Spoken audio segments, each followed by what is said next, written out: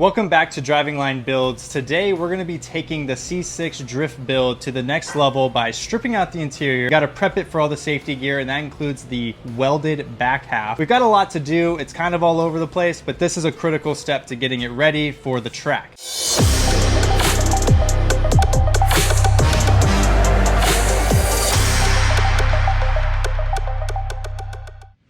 To begin, we started undoing all of the interior. This happened pretty quickly because we were just ripping things out. Now, if we were to be reinstalling some of these pieces, I probably would have taken note as to how they all went back together, but since this is turning into a full race car, we threw caution into the wind. This was actually kind of fun because in most cars you had to be pretty careful about taking things apart, and in this one, we didn't have to.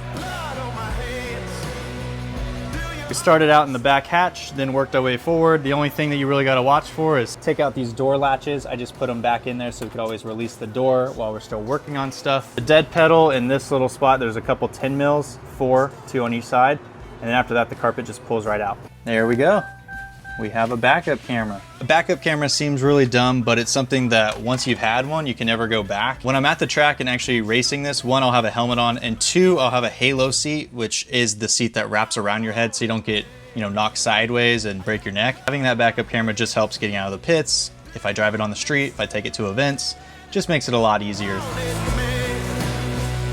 This is the passenger seat, but still. Oh yeah, that feels good. Hugs you in. That's a really nice seat. Dang, that's quality. Give it a sitting test. This one's now the driver. That's cool. Never sat in a halo seat before. That's pretty sweet, but it does limit your vision. That's why we added that backup camera. This feels really good, and the quality looks amazing. Like, I've seen some friends with some other seats like Corbos and things like that.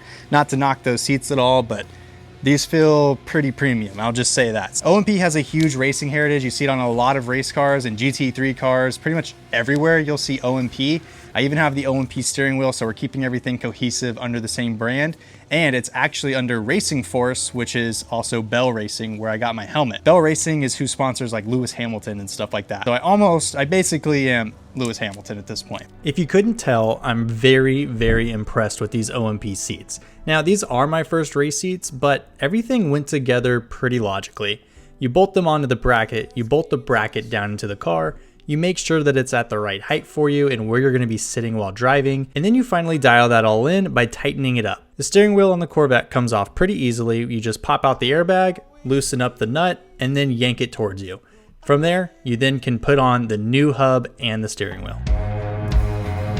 Put the steering wheel on, which is really, really simple. You basically just put on this adapter with that same nut that the OEM steering wheel had. It's really easy there because there's a white dot that aligns to the middle and there's splines, so you really can't mess that up as long as you don't twist the steering wheel. Now that we had the car stripped and prepped, we dropped it off to Evan to get a fully custom back half roll cage. Now, it's very clear based on the quality of his welds that he knows what he's doing, but the extra mile here can be seen with how tight the cage is to the body. This is extremely impressive, and I'll let these videos kind of do the talking, but one of the things I definitely want you guys to note is whenever he closes the door with the seat in the car, look at how tight those tolerances are. Typically, you have to cut the door card to make it this tight, and he was able to do this without cutting the door card and without having to slide the seat over.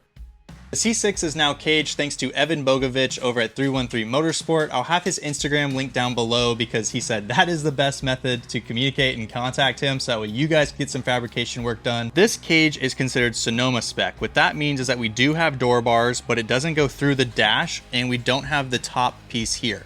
So it's not a full roll cage. However, this will get us started, and we can always expand on from here, start going through the dash if we want to, and things like that. The cage is currently bare metal, and it has been rubbed with WD-40 to prevent some flash surface rust. However, we will need to strip that off, and then we'll be putting on alloy armor, this awesome coating that will be super durable for us in satin black, and that'll help kind of blend this all together and look super OEM. Once you start adding a bunch of metal in the way, the fitment becomes a whole lot tighter. So now we're going to have to kind of squeeze our hand in there, get to those bolts.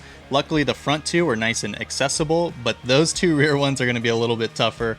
I'm going to go ahead and knock this out. Also, I just want to show you guys our new steering wheel, which is the OMP suede steering wheel. We also have all new hardware here. I don't know if you guys saw the last clip, but we kind of just used a bucket of bolts until our hardware came in.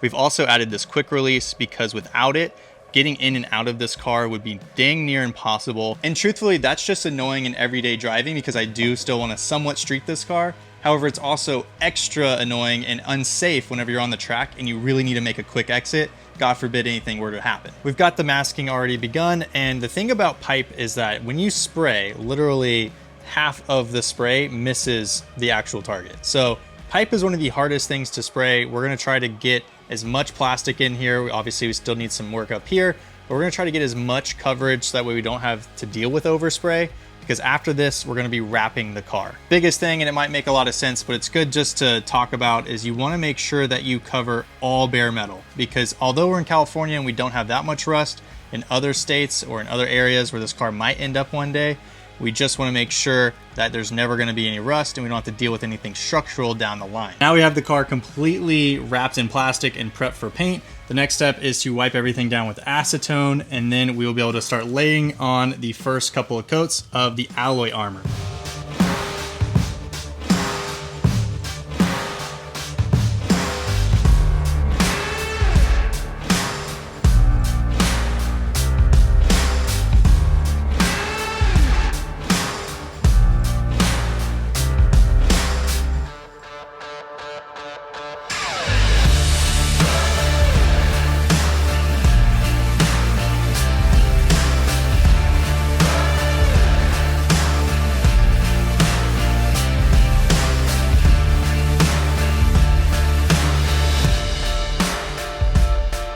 This is going to be our new mount for our anti-submarining bar. We just needed to build this bar because this bracket didn't have it. Some brackets for the Corvette do come with this. Because this is a fiberglass bodied car, this floor pan does not work for just having those eye bolts go through it with a backing washer. So this is going to be our new solid mount, which typically this is a lot easier with a steel body car, but this is how we have to run it for the Corvette. Now we have 4 points out of the 6-point harness already mounted. We will have the last 2 go to the roll cage and go through these top holes here, but we now have this mounted, and this is the cam lock by OMP. So if I just pop that, then these come right out. If you've ever dealt with the old school latch, this is a whole lot better.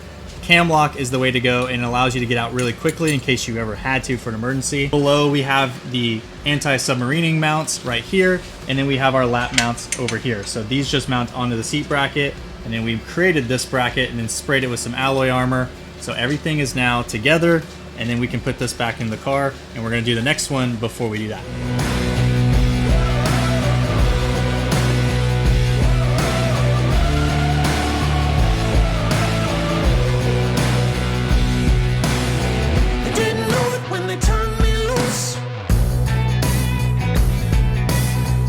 Shot the sheriff and I slipped the noose.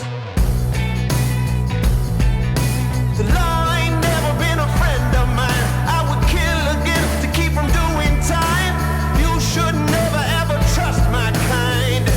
And just like that, we have the car ready to race at the track with the safety gear required. We have a welded in back half. We also have our welded in door bars, so that way we can do tandems even at Sonoma Raceway. We also have OMP seats, steering wheel, and harnesses, which will help keep us planted. These are really, really critical components because you don't want to cheap out here. These could literally be life or death. I have never put in harnesses in a seat before, so this was a bit of a learning curve. It's pretty easy though. There's lots of YouTube tutorials about how to wrap it and how you want to keep this nice and tight using the roll and the zip tie. It does get a lot tighter once you have a roll bar in here though, because as you can see, you can't stick your hand in there as easily to bolt things in. And because of my height being over 6'1", I have to have this pretty far back, and the Corvette is not a big car to start with. I will say the fact that the Corvette has a removable roof really makes it a lot easier to lift those seats in and out. If not, it would be way more difficult just by the space that we have.